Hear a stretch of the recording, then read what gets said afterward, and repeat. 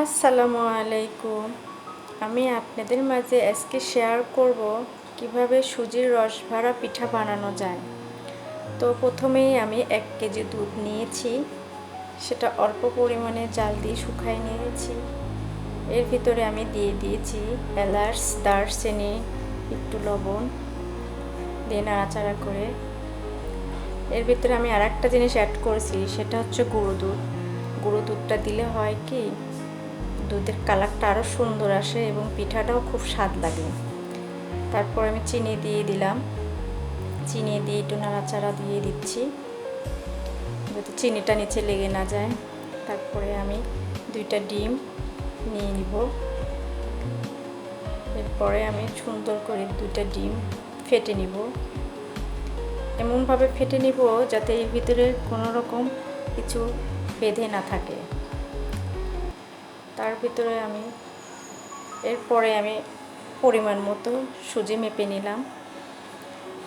এর ভিতরে আমি অল্প অল্প করে সুজি দিয়ে নাড়াচাড়া করে নিব যাতে দলা পেকে না যায়। একবারে সুজি দিয়ে দিলে হবে কি, সুজিটা দলা পেকে যাবে, আঠালো আঠালো ভাব হয়ে থাকবে। আর এটা বেশি ঘন হবে না, পাতলাও হবে না। ঘন হইলে পিঠার ভিতরে রস ঢুকবে না। তো ডিমের গন্ধ অনেকেই সহ্য করতে পারে না, এই জন্য আমি একটু ভ্যানিলা এসেন্স দিয়ে দিলাম যাতে ঘ্রাণটা সুন্দর হয়। তো বারবার নাড়াচাড়া করে এটা আমি 20 মিনিটের জন্য ঢেকে রেখে দিব।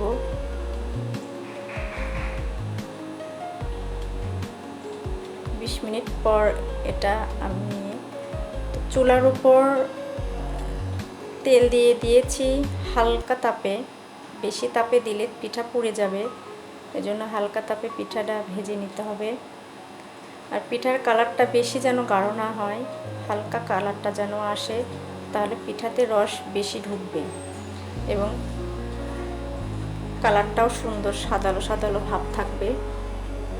তো আমি সুন্দর করে তেল ঝরায় নিয়ে প্লেটে উঠায় নিয়ে, আর রসটাও যেন হালকা গরম থাকে, পিঠাটাও যেন হালকা গরম থাকে, এর ভিতরে ভিজায়ে 1-1.5 ঘন্টা পর আমি উঠিয়ে ট্রাই করলাম যে কেমন তুলতুলি হয়েছে। তো আমার এই পিঠাটা সুন্দর নরম সফট হয়েছে, রসে ভরা সুজির পিঠা। আপনারা সবাই বাসায় ট্রাই করবেন। আল্লাহ হাফেজ।